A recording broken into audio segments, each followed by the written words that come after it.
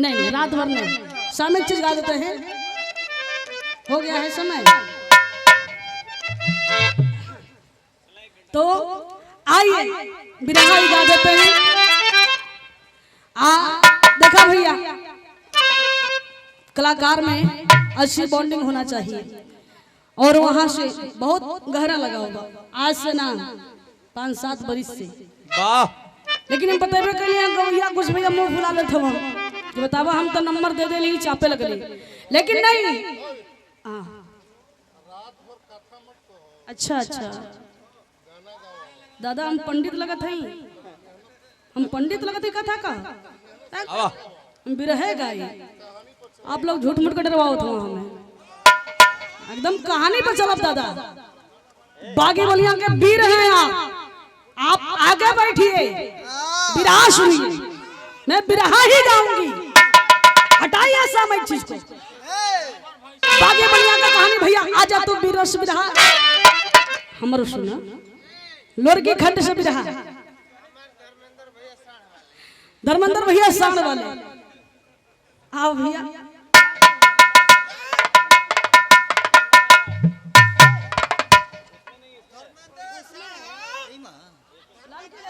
वाह बिरहा तो निकाला धर्मेंद्र शाह वाले, जनता की मोहब्बत है। अरे भैया कि 5 उंगली बराबर ना है। चाचा आप बढ़ जा, पैसा बढ़ जा। अब देखे मिजाज बदल गई है, मूड दूसरा और हो गया है। जब पूजा निगम के कोई बिरहा के चैलेंज करला भैया तो हमरा समझ जा कि एकदम पसीना छूटे लगेला। भैया हम बिरहा के गो यही जा सिनरी गुजरी ना करेगा, लेकिन इतना तनी से डेवलप हो गई जनता का मन बदे। आओ भैया खानदानी बिरहा एकदम आपके ही खानदानी बिरहा रही।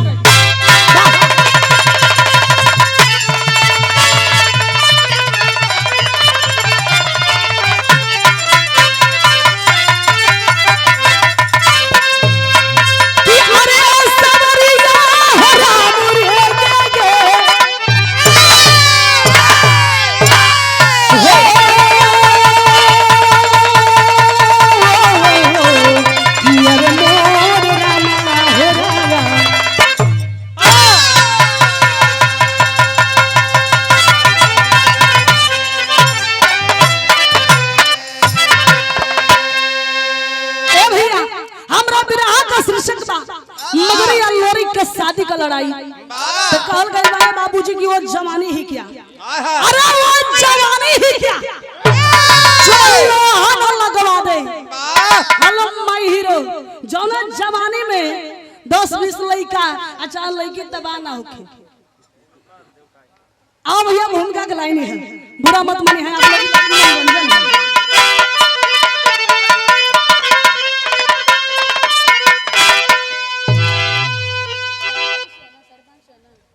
आजा आजा आजा वो सरपंच है।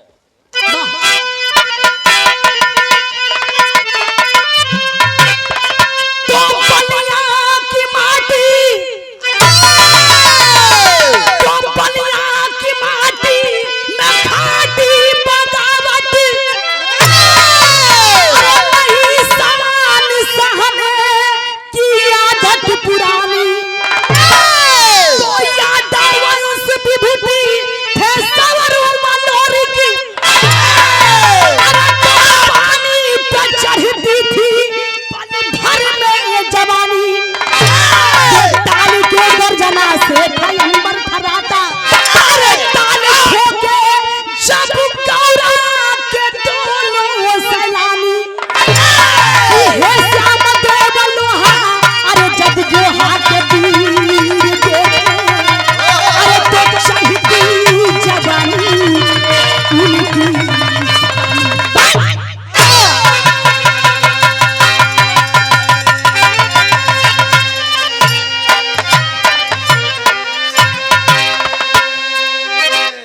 ए बाबूजी बहुत ही सुंदर कवि जी लाइन लिखला है जो प्रमाण है। अहिर का खानदानी बिरहा भाई आप लोग ध्यान दी हैं। वीर लोरिक जी के ऊपर बड़ी सुंदर लाइन लिख रहे हैं, वहां पर भैया दर्ज है कैसे। क्या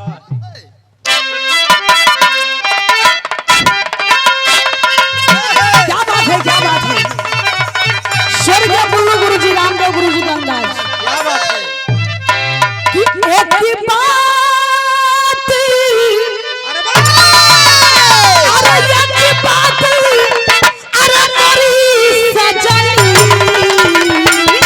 कठियाला चुनरिया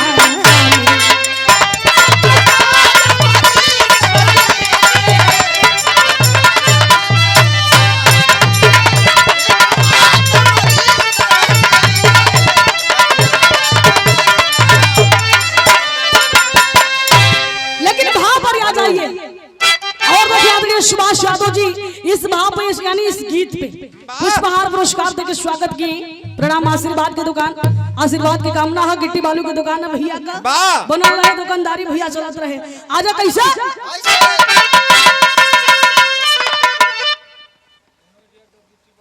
मनोज यादव गिट्टी बालू होलसेल, क्या बात है भैया, चप्पलें हो भैया। आओ बादल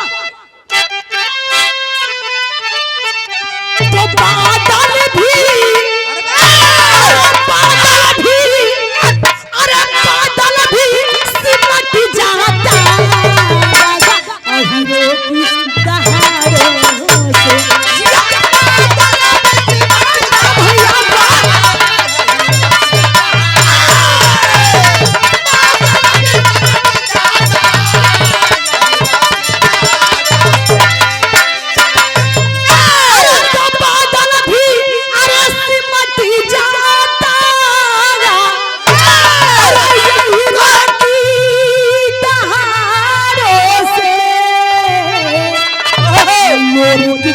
दहाड़ों से।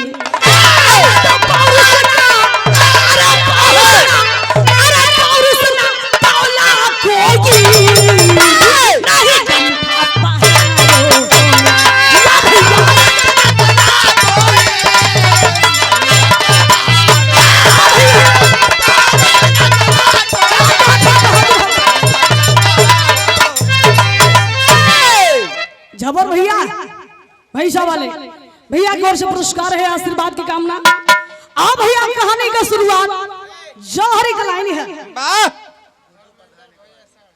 और देखिए बढ़िया गुड्डू प्रधान जी एक बारी की धरती से 100 रुपए का पुरस्कार है। चरणों में कोटि कोटि नमन है, प्रणाम है। हमरा धर्मेंद्र भैया शान वाले काबिल भैया कमी लगत है, कोनो बात ना।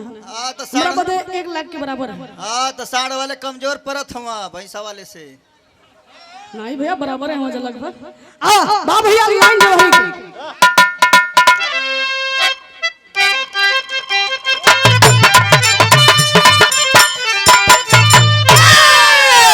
अरे महारा की बेटी मंजरी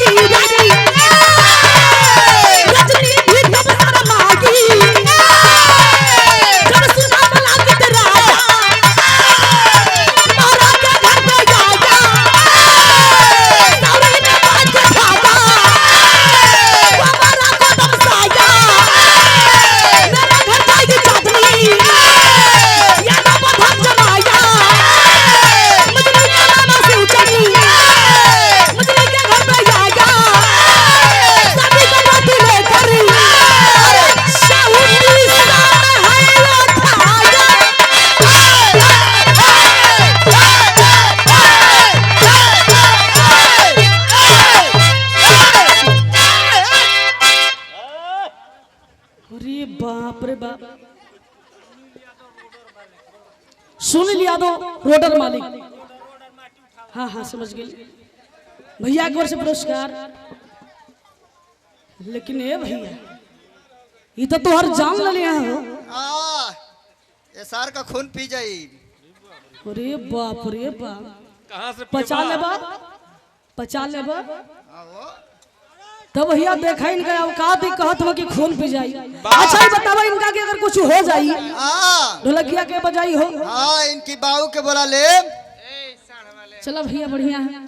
देखा हमारा साड़ वाला भैया चाचा आप बैठ जाना, चाचा बैठ जा। अगर आप नहीं बैठी है ना तो अगर आप नहीं बैठी हैं तो पालवान चाचा से कह दे और कंखिया में दबा ली हो तो आप बैठ जाओ आराम से, बैठ जाओ प्लीज, बैठ जाओ, डिस्टर्ब मत करो। आओ भैया देखली चाचा ना, देखिए यही समस्या है। कलाकारन का बहुत बड़ी मजबूरी है। अरे तनी बैठा के सड़वा तक चलो उस साण का काम बाद में रही।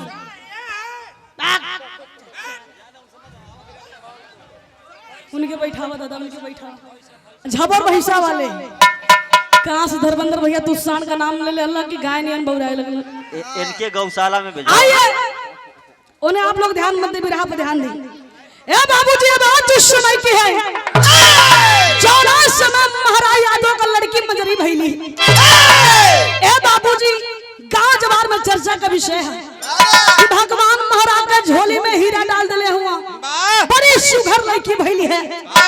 ए बाबूजी इस खबर को सुना महाराज यादव का दुश्मन जिसका नाम था मुलागित, घोड़ा पर सवार भैले है। बाबूजी दंड नहीं ले आइल है, महाराज यादव के घर में घुस गई, यानी वो सौरी वाला घर में गई। जाय के छोट बच्चे मजरी के कलाई में धागा बांध दिलस। ये लड़की जब जवान हुई तो हमारे घरे हमार दुल्हन बन के जाई। अब देखे ये भैया समय बीतत बा, जब मजरी से यान भइली है। ए बाबूजी तब मजरी के माई के चिंता सतावे लागल कि अब तो ना मानी दुश्मन आई, हमरा बिटिया के जबरन बियाह के लेके जाई। आय अगर ऐसा हो जाई कुल खानदान का नाक कट जाई, दुश्मन बिटिया के लेके जाई, बड़ी बदनामी हुई, बड़ी बेइज्जती हुई। ए बाबूजी अब देखा मदरी कमाई अपने शिवचंद भैया के बुलौली है। भैया शिवचंद के बुला के कहली कि भैया का तोरे भगनी का बियाह ना होई, जल्दी कोनो लड़का देखा एकर बियाह कर दे, ना तो दुश्मन ना मानी। शिवचंद कहला कि बहनिया चिंता मत कर, विनोद यादव घोड़ा वाले रनिया का डेरा, क्या बात है। 50 रुपए का पुरस्कार प्रणाम। अब तो लगा था कि गधा वाला यहाँ यो पॉइंटे पावा भैंसा साढ़ घोड़ा गधा सही बात है तोरा बात, लेकिन तू जाए दा उन्हें मत तोर देन बिरहा पे रहे। हाँ के चले जाओ, लेकिन हम ज्यादा कहला कुछ काम ना है। ए बाबूजी शिवचंद घूम घूम के चारों ओर अपना भगनी मजरी बदल लड़का खोजत बना। जे भी सुने कि लड़की के ऊपर दुश्मन का दबाव है, भैया सबे हाथ उठा लगे लड़की से हमने शादी नहीं करे के। आखिरकार शिवचंद उदास हो गए, चल गए ये बाबूजी काशी बनारस बाबा विश्वनाथ की नगरी। जाए के विश्वनाथ मंदिर में हाथ जोड़ के रोवट बना कि हे भगवान रंगा दुनिया में सबका जोड़ा लगौले बने, लेकिन का हमरे भगनी का शादी ना हुई। तब ना वही मंदिर का पुजारी यानी पंडित जी, चाचा हम बतौली है ना कि पंडित जी तेज हो क्यों होई तो बुरा नहीं मानी, क्यों वही तो बुरा ना माने, जो बात है वो कहे के पड़ेला। पंडित जी लोग जहाँ देखिए सेटिंग होत बा वहाँ चालू हो जाला लोग, और अच्छी भी बात है। लेकिन देखा पंडित जी देखला बोला कि जजमान काहे रोवत हुआ, समस्या का है क्या के बताऊंगा। हाँ शिवचंद है बाबूजी। पंडित जी कहला कि एकदम चिंता मत कर, तनी हमें पोथी पत्रा देखे दा। पंडित जी पोथी पत्रा के देखला आ कहला कि आ जजमान अब तू सीधे चल जा बलिया गढ़गौरा में, कहां से कि बलिया के वीर लोरिक से कर शादी लिखल बा। ए बाबूजी शिवचंद देखा वही जैसे हो तुरंत ए बाबूजी मूड बनौला, डायरेक्ट ही बलिया में आइला। गढ़गौरा में आई के ए बाबूजी सबसे पूछत बना कि वीर लोरिक का द्वार कहां बा। कैसे भैया गीत लगला जा।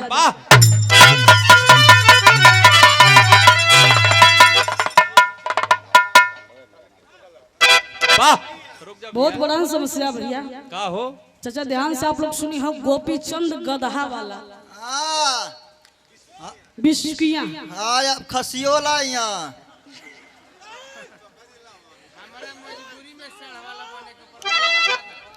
और धर्मेंद्र भैया बता रहे हैं कि हमारा मजबूरी में शान वाला बने के पड़ल है। क्या बात है, मानना पड़ेगा आपको धर्मेंद्र भैया, जवाब नहीं है आपका, सही बात है, आपकी मजबूरी है। बट आइए इस गीत को सुनिए, पुरस्कार भी चलता रहे। आ भैया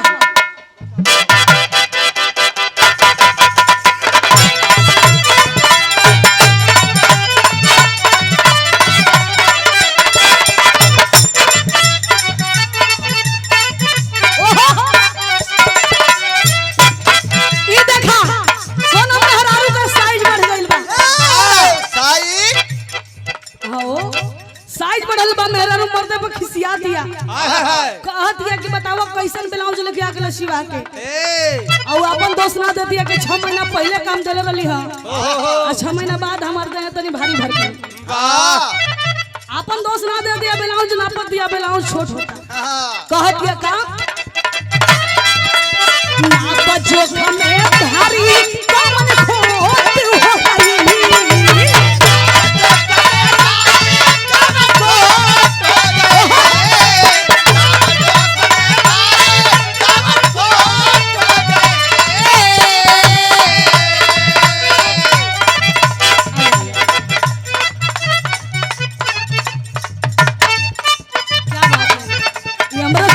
पुष्पहार से बड़ा भैया धर्मेंद्र जी स्वागत किए। जय हो बिहार की धरती।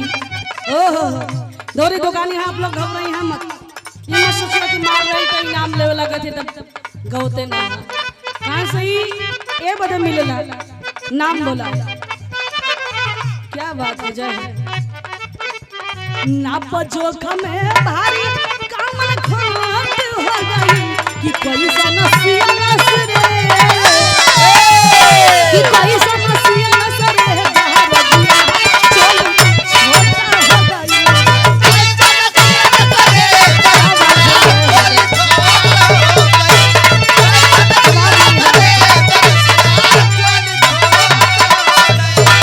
और बिहार की धरती से अपने धर्मेंद्र भैया संग वाले ये हमार सुनरी मजबूरी में सच्चाई है सब जान गए आपके ये अनगिनत पुरस्कार देके स्वागत कर रहे हैं। कोटि कोटि नमन है प्रणाम है ऐसे ही आपका कृपा में दोनों कलाकारों पर वर्षे उनके भी मानी ना अच्छा अच्छा ठीक ठीक बहुत अच्छे यही होना चाहिए। कैसे भाव में कहना है पाती लेके सिउचन कहे गौरा में है आई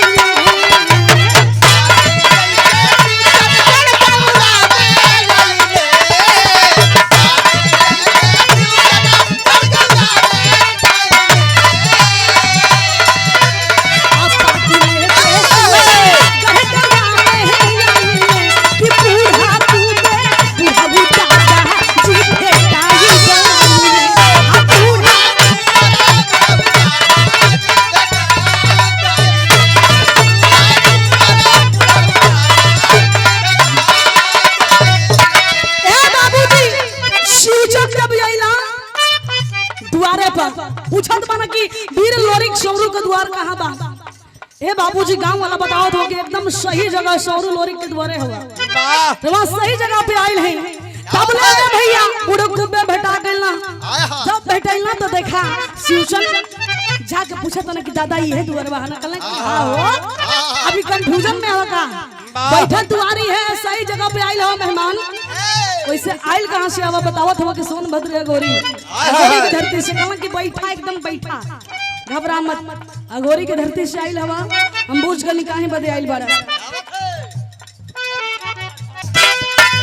पूछो ना बूढ़ा कूदे कहां मा पड़ी तोहरो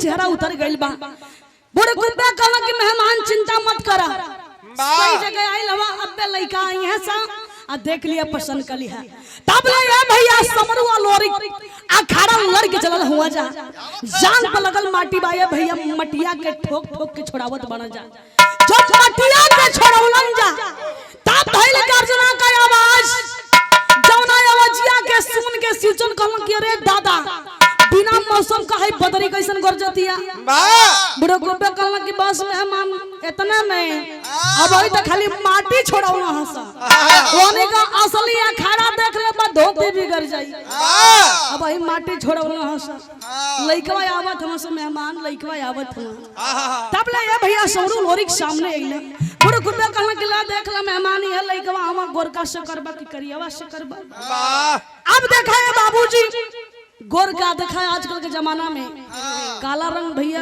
कोई के ना पसंद है लेकिन लोग कहना कि आजकल पहले भी ऐसे रहे तबे ना भैया लोरी के चेहरा के देखत मानो सूचन करना कि ओहो एक तक गोरा है आ देह धड़िया धड़म में एकदम चच्चा नियन लंबा चौड़ा तगड़ा पहलवान जैसन देह बा कि ये हमारे घर का ये हमारे कुल खानदान का पगड़ी बचई है इन्हीं से अपने भगनी के बियाह करब ए बाबूजी जाय के लोरी के आगे हाथ जोड़ के रुवत बना दुखड़ा सुनावत बना कैसे भैया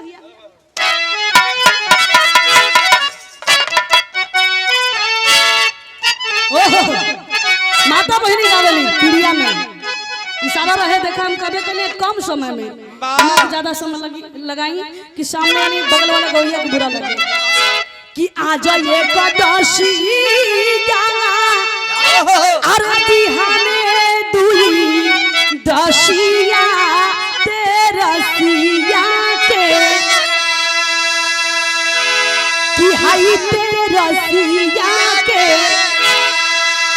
आई है ननदो के बिराना तेरसिया के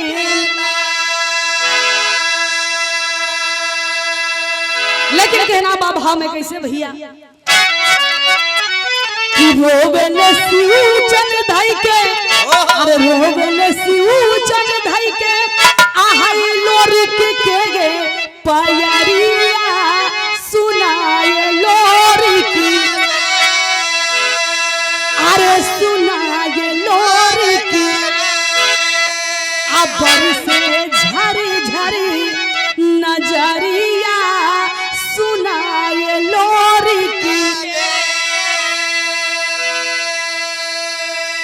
ए बाबूजी शिवचंद जी कहत बना ये बचवा देखी ए बाबू चारों ओर गईली हमरे भगनी से कोई शादी करे बदे राजी ना होत बा आखिर हम का करी आपके पास बड़ा उम्मीद बड़ा विश्वास लेके आइल बानी लोरी जी कहला कि भाई मार दे तारे मौगन खरी रोवत है बारा बीर लोरी के पास आइल बड़ा तोरा भगनी से कोई शादी करे या ना करे तोरा मदरी से शादी आई लोरी के बीर करी है जा जाके बियाह का तैयारी करो बारात हम लेके आई जब इतना तैयार भइल त शिवचम भी कसे लगन कहन कि बाबू खाली ऐसे ही बारात लेके ना जाइबा छेना ओना साहब के मांग टिक के दुल्हन लेके आ जाइबा कहां से क्यों बारात में वो बियाह में लड़ाई करे के बल्लो आज देखे है एकरे बाद बियाह होई लोरी जी कहन कि बे मर दे बतावा बड़ा मुंह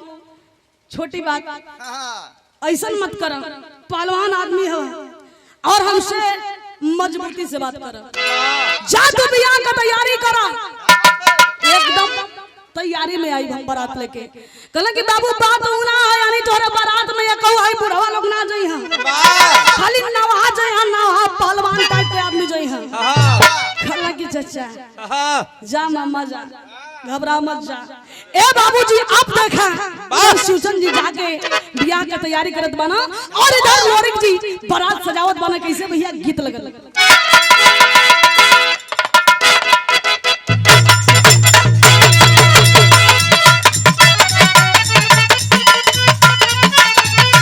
यो देखा लो भुजाई के समय बियाह में हो माता बहनी बड़ा प्यार से तैयारी में गावने कैसे पातर पातर झींगा मछरिया कामरा हिलावे रे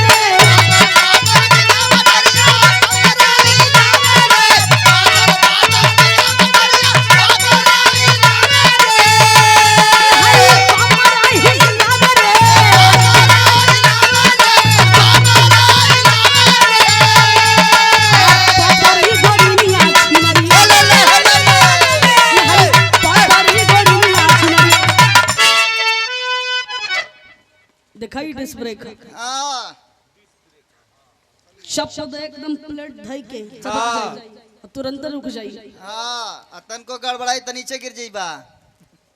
आदरणीय सुभाष यादव जी गिट्टी बालू छड़ का दुकान, क्या बात है? सीमेंट भी ना, हाँ लगा तो गिट्टी बालू ना बिका थी, यही से कम पुष्पहार पुरस्कार देके स्वागत की, विकात खूब है।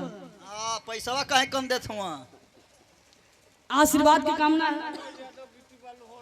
मनोज यादव गिट्टी बालू होलसेल बलिया, क्या बात है। जब यहाँ के पुरस्कारवा आवत हमरा हाथ में, तब मनोज भैया भी तुरंत एकदम तड़िया के आवत हम। हाँ दुकानदारी एकदम चलत रहे, कंपटीशन पाई जा। मुझे खाली पूजा निगम आराम भरोसा यादव में खाली मुकाबला थोड़ा ना, हाँ मुकाबला यहाँ गिट्टी बालू वाला भैया लोगन में भी बा। हाँ देखल जा केकर गिट्टी बालू कमजोर है। आया भैया भाव में कहना है क्या,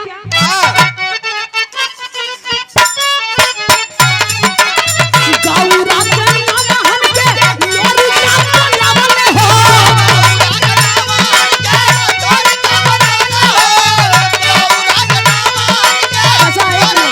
चाचा आप जात हो का? जात ना आप जइहा मत, आप ही के देख के हम भी रह गावत है, एकदम आपके हम देख के ही गावत है, आप जइहा मत। वाह कैसा क्या बात है? कि गौरा के नमहन के लोरी का लावले हो।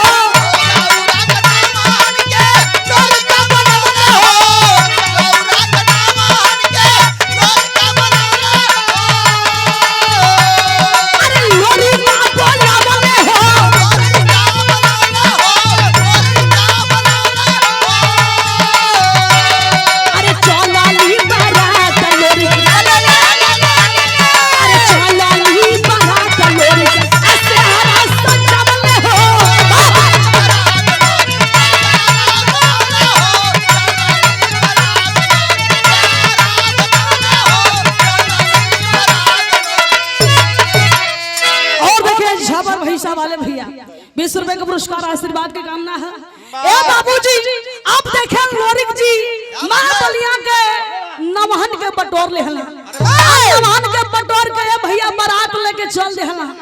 तबला देखा बुढ़े गुब्बे जी देखला कला कि करे मानव ए जात मानसा काई पुरनिया एको ना जई है, चाचा फूफा मामा ना जई है ना, वहां कला कि का कर जई बोलो जाके बियाह लोग कटबा। ए भैया देखा नवहा कहले कि तोहन लोग ना जेबा, तोहन लोग का काम ना है, खाली हमनी नवहा जाए के, यानी पुरनिया एको ना जाई है। अब देखा ये बाबूजी एगो नवहा कहता कि देख दादा के बतिया सही है, देख कोनो भी शुभ काम में कोनो कार्य परोज में पुरनिया आदमी का बड़ा महत्व होला, बड़ा जरूरी होला, बगैर आशीर्वाद का कोनो काम में ना सफल होला। हमनी दादा के कैसे हूं लेके जाए के, तो ए भैया नवहा जोन बा काट के बक्सा में बुढ़ू कुब्बे दादा के देखा ढुका ले हल्ला लेके चल गई ना। अब ए भैया बरात गोरी में गई है, लोग पानी वानी पियल। अब देखा भैया मौका आयल बा सिंदूरदान का, यानी सिंदूरदान का जब बेरा आयल तक धरती आ तो नहीं पड़ती, आप पक्ष से मजाक कर देहलो कहला कि सुना लोगन तोनी लोगन के गांव से जबले इनारा ना आई, जबले वो पानी से मजरी ना आई तबले बिया ना हुई, सिंदूर नहीं पड़ी। अब ना आए जे चौसिया गल कहला कि अरे बाप रे बाप इनारा इतना गहिर होला, कैसे इनारा आई, कैसे मजरी ना है, कैसे नहीं दुल्ही ना आई ना चौसिया गल हूं। तब बोले जो ना वहां कल रहे कि दादा के लेके चल, वो कहला करे काहे चिंता करत हो सब, दादा बक्सा में बंद हो चल के पूछल जा। जब नौहा गइल जाके बक्सा खोलना, दादा कहला का रे बाबू अनस गइल पूछ काहे फड़फड़ाई आइला है सा, काहे निकालेला सुन हम ल फंस गइल रस गई बात। रे मास्टर तू गजब हुआ, कहला कि का भइल फड़फड़ात काहे बारस फसल है अरसल है। देखा नौहा कहला कि दादा ज्यादा बतियावा मत, दिमाग मत खराब करे, दिमाग वैसे ही खराब, आप जाए तो जवाबा मत। ए दादा कहना काम कहाँ पूछत हो कि ए दादा जानत हुआ हाई कुल घरती हवा मांगत हुआ इनारा, कहत हो कि जबले इनारा ना आई वो पानी से मजरी ना आई तबले बिया ना हुई। दादा कहला कि भात तेरी की बस इतने में झुरा गइल सा। अरे पगला बुढ़बा, अरे वो बार का पानी मांगत हुआ सा नवा तुरंत बक्सा बन के लगल दादा अबे मेरा द्वार काम ना बुझ के नहीं जाननी ए भैया नहा गइला जाके बर का पानी देना दुल्ही नहाइल दुल्ही आइला बियाह हो गेले भैया ए भैया यानी मजरी लोरी के शादी हो गई आप देखा बियाह तो हो गइल बा उधर दुश्मन के पता चल गई मुलागित राजा के पता चल गई कि हमरा चोरी बारात आइल बियाह हो गई मजरी का मांग भरा गई अब ओकरे छाती पर भैया सांप लोटता का करी तब तक जो है मुलागित उसके पास कई बहादुर सिपाही थे अपने एक बहादुर सिपाही जिसका नाम था मनमंता मनमंता को भेज दिया कि आ मनमंता जो जाके जो नाम दुल्हा आइल बा जो बारात लेके आइल बा दुल्हा के मुआ दे आ दुल्ही के लेके हमरे किला पे आ जाओ मनमंता आइल है भैया देखा मनमंता दिमाग लगावत हो कि जोन है बरतिया लेके आइल बा जोन सब जान के कि मुलागिता दुश्मन है उ कमजोर तो होई ना तो उ आइल त मेन घर का जोन दुआरी बा वही दरवाजे के पीछे लुका गई मजरी साफ दिल की दी समझ जाती है कि दुश्मन चढ़ाई कर दिले है ना मानी हमरे सैया के मारी मजरी है बाबूजी लगली रोवे आ जब मजरी रोवे लगली है भैया तो लोरिक जी समझ गेला भइल का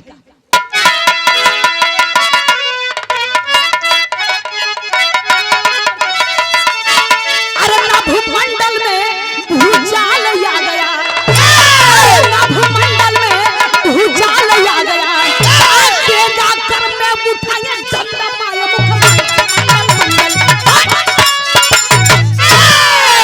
ना भूमंडल में भूचाल आ गया तेजा कर में उठाए दमदमाए मुखमंडल हे बाबूजी लोरिक जी समझ गए कि दुश्मन आ गइल बा तुरंत तेगा के उठौला आ दमदमा के भैया तनतनाई के देखा घर में आइल बना आ जैसे ही घर में आके मेन दुआरी का चौकठवा लांघता ना मनमंता बाई फैला दिले कहां जाता रे तो ही दुल्हा हुए तोरे नाम लोरिका रे ये भैया इतनी बात जब सुनो है कि लोरिका रे बोलता लगे रे सारे रेरी कैसे परबे रे रेरी परबे ए भैया देखे बाबूजी जम के भिड़ान लोरिक मनमंता में भइल बा कैसे भैया चोलरिया है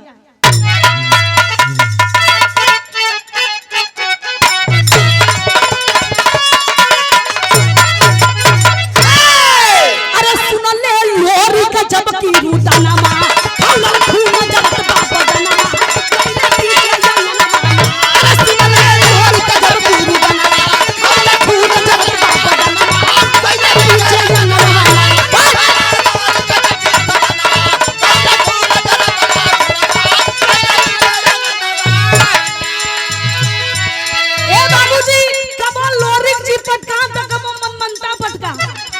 सच्चाई थी मनमंता कमजोर नहीं था बहादुर था वो भी जेके एक मुक्का मार दो दांत चियार दो सुभाष भैया की ओर से पुष्पहार पुरस्कार से स्वागत किया गया आशीर्वाद की कामना है ए बाबूजी जम के भिड़ान भइल बा तबले मजरी आ गली काली सैया जी हो सैया जी ये दुश्मन का आदमी है एक छोड़िया मत लोरिक जी का पावर बढ़ गई मनोज यादव गिट्टी बालू होल से क्या बात है प्रणाम आशीर्वाद की कामना बा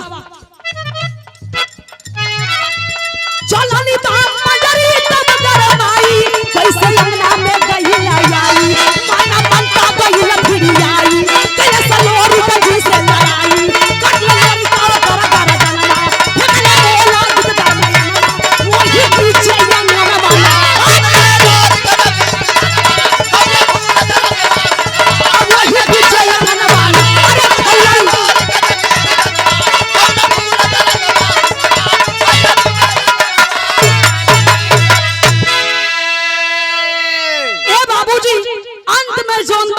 के पटक दे पटक के छतिया पर चढ़ गला कल करे सारे अरे भैया हम ना मनता ही हो अरे तुम मनमंता नहीं अंतवर तुम मनता खर्सी त हुआ ना ओकरा गोड़वा के धुरियो ना होबा मनमंता तू का थवा कल की बोल सारे बोल लोरिका रे कहबे रे रेरी पर बरे भाई के भैया ठेगुनवा से चपले हम छाती पे हालांकि सरऊ रेरी पारा तरफ तेगा खींच के बाबूजी चला देला ये गर्दन कटल है भैया गर्दनिया के रोक लेला वाह नहीं ज्यादा मर्डर हो जाई मर्डर केस में नाम चल जाई गर्दन काट के हाथ में ले ले हो कहला कि यानी गर्दनिया के फेंक देला ते भैया गर्दनिया उड़ियात गई जाई के मोलागिता के किला पर गिरल है मोलागिता जब देखला कि हमरे बहादुर सिपाही का गर्दन कट गई अरे बाप रे बाप एकदम बौखला जाता है और तुरंत ये बाबूजी अपने दूसरे बहादुर सिपाही को तुरंत भेजता है कि हमार बहादुर सिपाही मरा गए तो का भइल एक गो मराइल है दूसरका के भेजा दूसरा व्यक्ति को भेजा है जिसका नाम था निरम्मल। अरे बाबूजी जब निरम्मल देखा आए निरम्मल कोई साधारण व्यक्ति नहीं था वो 14 अमरी था यानी 14 हाली मराई 14 हाली जी जिंदा हुई। अब देखा ये बाबूजी आपे लोगन सोचिए जहाँ 14 अमरी बा वही जा इंसान तक भगवान का भी भगवान भी डरा। वाह वाह वाह अब है भैया निरम्मल के देख के लोरिक जी एकदम अकेला हो गए यानी जितना भी बर्तियार संगी साथी हम सब भाग गए लोग ए बदे भाग गए बाकी है देखा बियाह लोरिक का है दुल्ही ई लेके जाई है आ जान हमनी के गवावे के जान हमनी ना गवावे के यानी सभे लोग भाग गए बा अकेला लोरिक हो और लोरिक माई दुर्गा का आह्वान करत हो कि माई मुसीबत में है माई ए घड़ी में अगर तू ना आइबो तोहर बेटवा लोहा हार जाई देखा माई दुर्गा के कैसे आह्वान करत हो कैसे मनावत हो भैया लड़की है दुल्हन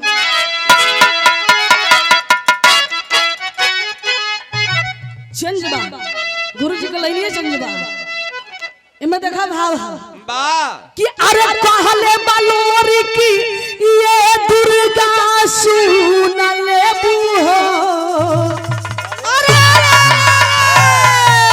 अरे कहले बलोरी की ये दुर्गा सुन लेबू हो आहाई बातिया हो लोरी कि हाई पोहा कबीर अरे हाई पोहा कबीर अक्का बोलो देखी ना भगले हाई पोहा कबीर अक्का बोलो देखी ना भगले आ भले चली जाई हो आ जाना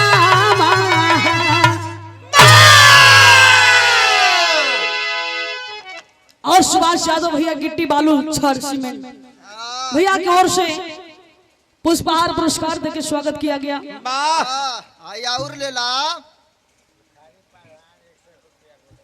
और देखिए सुखारी यादव प्रधान जी के सम्मान में ये बहुत सारा पुरस्कार है प्रणाम आशीर्वाद की कामना है। ए बाबूजी लोरिक माई दुर्गा का आह्वान करत हूँ कि तबले माई दुर्गा लोरिक के सामने एली कहले कि बेटा तू कैसे उम्मीद हमरा से छोड़ देला कि तोरा साथे हम ना रहिला तोरा मुश्किल वक्त में तोरा संगे हम ना रहिला बेटा तोरा संगे हम रहिला और तू है निरम्मल से डरात हुई 14 अमरी है ऐसे डरात मारा एकर काम हम कुछ ही क्षण में खत्म करब 14 आली मारिया जी ही नाही कुछ ही क्षण में खत्म करके आवत है आ तू एगो वीर के भांति रणभूमि में आ जा करा से लड़ाई करा बस हम होते हैं कैसे भैया लाइन है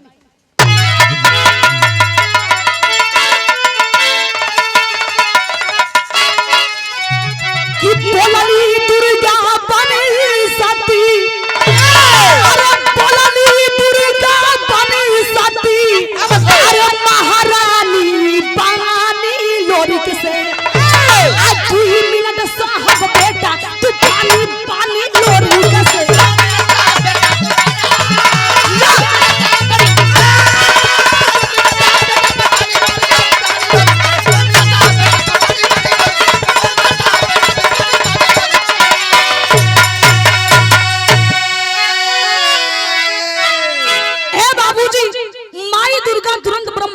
ब्रह्मलोक में जाए के ब्रह्मा जी से कहली है प्रभु जी 14 अमरी कागज हो निरम्मल का हमरे हवाले कर धरती पर बड़ा आतंक मचावत है तुरंत ब्रह्मा जी देना करने के लिए देवी जी कहली का कि अमरी रहे निरम्मल दुर्गा पर ब्रह्मलोक में गईली हो अमरी कागज दुर्गा वही रणभूमि में गईली हो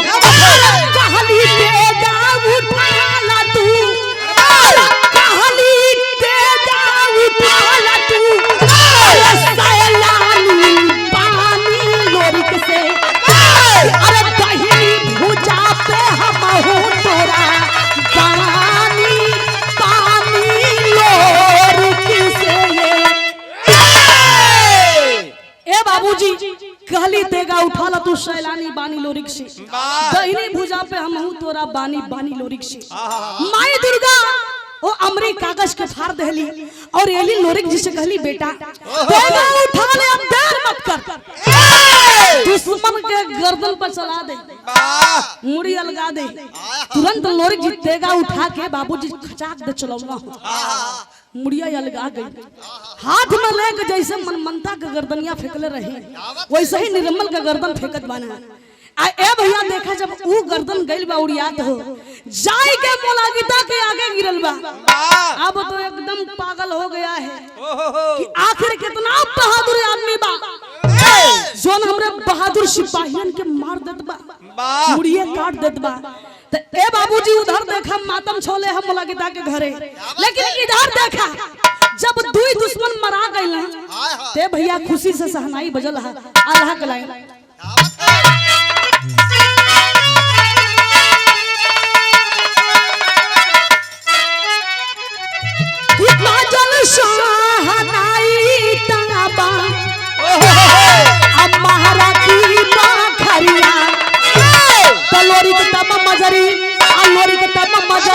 के डोला हो फनाई आता के मोलागित चढ़ी गया पनी की आवाज,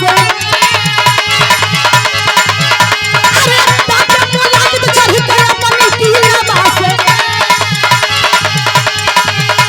अब मजारी से कहला लोरी की बात समझाया, अरे तारी के ओहारी या बिरंता या मुरिया, अरे तारी के ओहारी या बिरंता या मुरिया। मजारी बोलागी भले अंगूठा देखा आई, अरे तुम्हारा भाटिया में रहिया में फेरला, अरे तुम्हारा भाटिया में रहिया में फेरला। कहला मकोहिया में मोजा दमाई।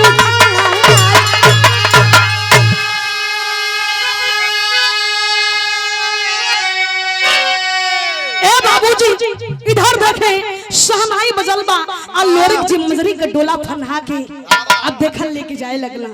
आज ऐसे ही है बाबूजी आधा रास्ता में लोरिक जी पहुंचल बाना कि तबले मोलागिता रोध होके शांत भइल बा और अपने तीसरे बहादुर व्यक्ति बहादुर सिपाही को भेज देता है कि जाओ जाके डोला सीधे हमरे किला पर लेके आओ, और डोला जब लेके आ जाइबे आधा राजपाट तोरा के दे दे। देखा भैया तीसरा बहादुर व्यक्ति चला है और आइले भैया जान गए कि लोरिक जी यहाँ ले पहुंचा तो 60 काट आइल है। एक बोझा कटैला पेड़ कटले बा, पेड़वा काट के बोझा बना के बढ़िया दिल रस्तों में। अब ए भैया देखा जब लोरिक जी आइलन कहला कि अरे ई कौन है, बोझा कौन बड़ी ओले है। तब ले आगे भैया वो तीसरा व्यक्ति तीसरा आदमी आगे हमसे तक कहता है लोरी सुना ऐसे आगे ना बढ़बा, अपन दुल्ही के हमरे हवाले कर, आई बोझा उठा के फेंक दा।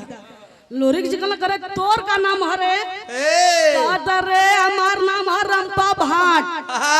तो का करे अइला बोलो तो के डठियावे आलई देखा तो के डठियावे तो बंदी बैठावत हो, लेकिन लोग समझ गए वहां का करे अइला। अब देखा लोरिक जी वही में से एगो कंछी खींचल ना, कहला रोक रोक रुक। अब बोझवा के तुरंत तेगा भिड़ा के फेंक दे आ कंछी खींच के लगला मारे भटवा के ताव मरला भटवा का मैं धोती चुकदी हो गई। पीछे से ललकी आवे लगल, मतलब खून निकल लगल। भाई कांटा लगी तो फरबे ना करी। भटवा भागल कि बाप रे बाप जान बचल रही तो बड़ी गुलेसन लड़ाई करे के मौका मिली। ए भैया अब देखा लोरिक जी आगे बढ़ गया वहां से। आज जब लोरिक जी मिर्जापुर सोनभद्र के बॉर्डर पे अइला तब भइल गए भैया खड़ी के लाइन है।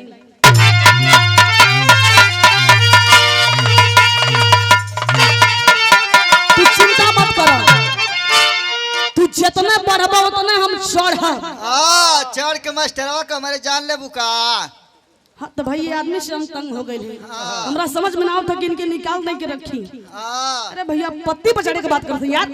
हम कहीं कि बेचारा कमजोर खुदा बाना। आओ भैया आओ।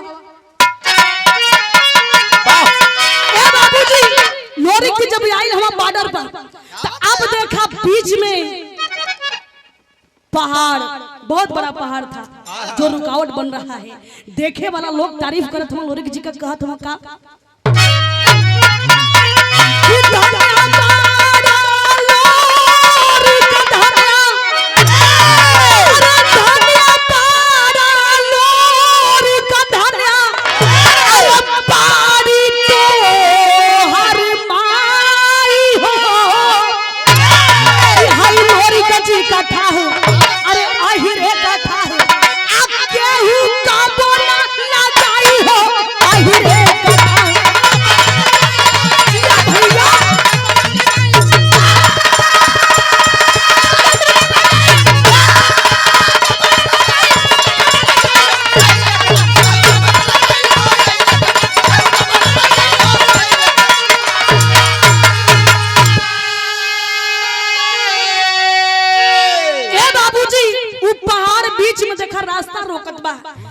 अगल बगल देखे वाला लोग लोग चलन की लोरिक जी हम लोग ये धन्य हो लोरिक जी और धन्य हो माई दुर्गा, आपका नाम बहुत है दुनिया में। और वहाँ है पहाड़ के हटावे में काहे संकोचात बानी, अगर रउआ चाहे दे आपके तलवार में आपके तेगा में उ ताकत बा के रउआ खाली छुआ देम ना तो पहाड़वा फट जाई।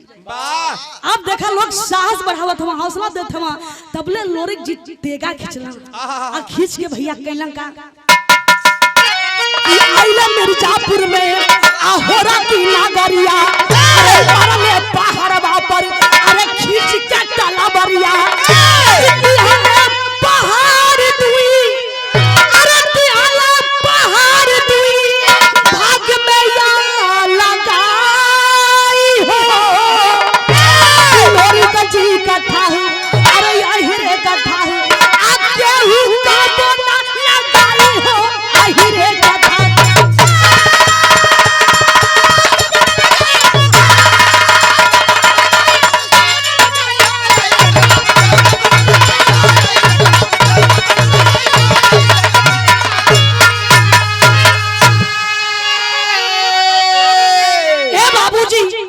खींच के मरला पहाड़ बिचवे से फाट गई, रास्ता खुल गई। अब लेके डोला आगे बढ़ गए भैया, आगे न भैया ते भैया ऐसन ऐसन वीर रहना तो देखा इस सच्चाई बा। अगर मजरी है लोरी के नसीब में तब मुलागी मनमनता निरम्बल रंपा भाटिया के का करिया भैया, तो यही के काल गल की वो जवानी ही क्या जो लोहा न लगवा दे। 12 मजरी का सुघराई जो ना सुघराई पे इतना बरियार लोहा भई और लोहा के लोरिक जी जीतला और वो पहाड़ जो पहाड़ बीच में से फट गया आज जाएंगे, आज भी वो प्रमाण चुकी कायम है, लिखा गया है वीर लोरिक पत्थर मारकुंडी पहाड़, वीर लोरिक पत्थर मारकुंडी पहाड़ के नाम से जाना गया। कविराज समाप्त आखिरी लाइन सुदर्शन यादव जी 50 रुपए का पुरस्कार प्रणाम आशीर्वाद के कामना है बा की जय जखर गुरु जद्दू जी की जय मर फुलवारी, अरे गुरु सुंदरान शक मिटवा औधा बिहारी।